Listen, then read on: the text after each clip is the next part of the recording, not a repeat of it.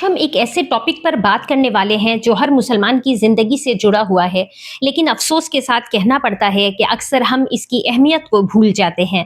ماں باپ کے حقوق اسلام میں یہ اتنا بڑا حق ہے کہ اللہ نے قرآن پاک میں کئی جگہ اپنی عبادت کا ذکر کرنے کے فوراً بعد ماں باپ کے ساتھ نیک سلوک کرنے کا حکم دیا۔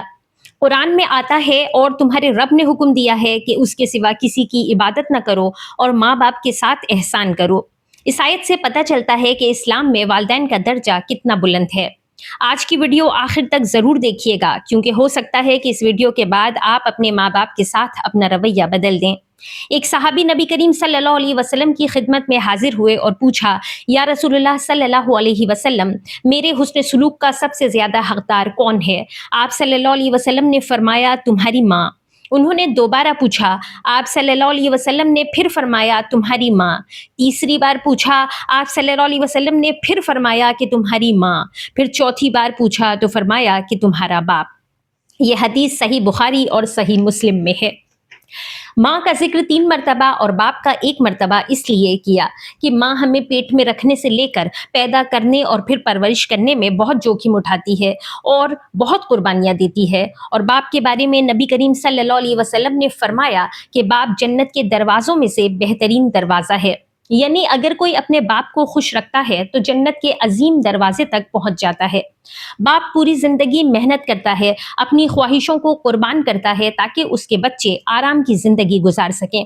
پھر قرآن میں اللہ تعالیٰ فرماتے ہیں کہ اگر ان میں سے ایک یا دونوں تمہارے سامنے بڑھاپے کو پہنچ جائیں تو ان کو اف تک نہ کہنا اور نہ انہیں جھڑکنا، اور ان سے بات ادب کے ساتھ کرنا، اور عجز و نیاز سے ان کے آگے جھکے رہو اور ان کے حق میں دعا کرو۔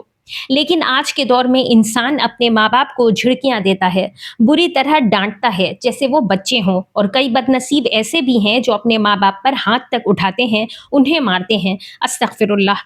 کیا آپ کو پتا ہے آپ کی یہ حرکت اللہ تعالیٰ کو کتنی ناگوار گزرتی ہے؟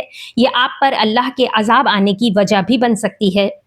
میں نے ایسی کئی داستانیں سنی ہیں کہ ماں باپ پر ہاتھ اٹھانے والے یا تو کسی بڑی بیماری کا شکار ہو گئے یا ان کے جسم پر لقوہ مار گیا، یعنی وہ پیرالائسس کا شکار ہو گئے، اور ایسے کئی لوگوں کو ان کے گھر والوں نے، ان کے بیوی بچوں نے کسی بیماری کی وجہ سے ہمیشہ کے لیے چھوڑ دیا یا گھر سے نکال دیا۔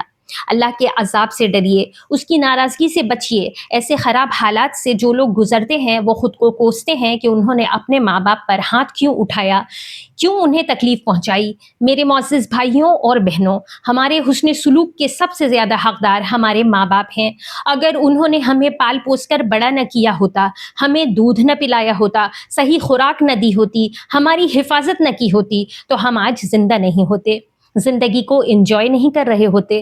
اللہ تعالیٰ نے ماں باپ کو اف تک کرنے سے منع فرمایا ہے۔ اگر آپ اللہ کو راضی کرنا چاہتے ہیں تو اپنے ماں باپ کا احترام کیجیے، انہیں خوش رکھیے۔ عبداللہ بن عمر رضی اللہ عنہ سے روایت ہے کہ محمد صلی اللہ علیہ وسلم نے فرمایا کہ اللہ کی رضا باپ کی رضا میں ہے اور اللہ کی ناراضگی باپ کی ناراضگی میں ہے۔ بہت لوگ نفل نمازیں پڑھتے ہیں لیکن گھر میں ماں باپ سے بدتمیزی کرتے ہیں۔ یاد رکھیے، صرف عبادت ہی کافی نہیں، والدین کے حقوق ادا کرنا بھی ضروری ہے۔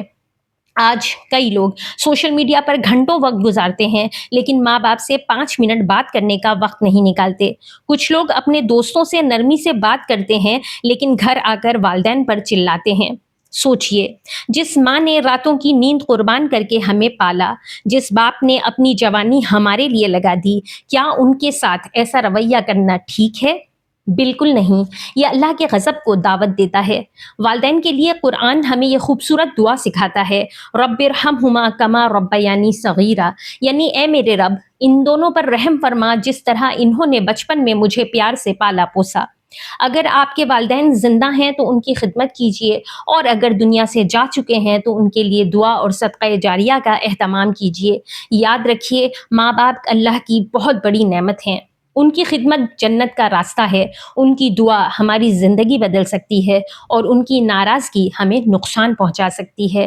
آج ہی اپنے ماں باپ کے پاس جائیے، ان کا حال پوچھیے، ان کا ہاتھ چومیے اور ان سے کہیے کہ امی ابو، اگر مجھ سے کبھی کوئی غلطی ہوئی ہو تو مجھے معاف کر دیجیے۔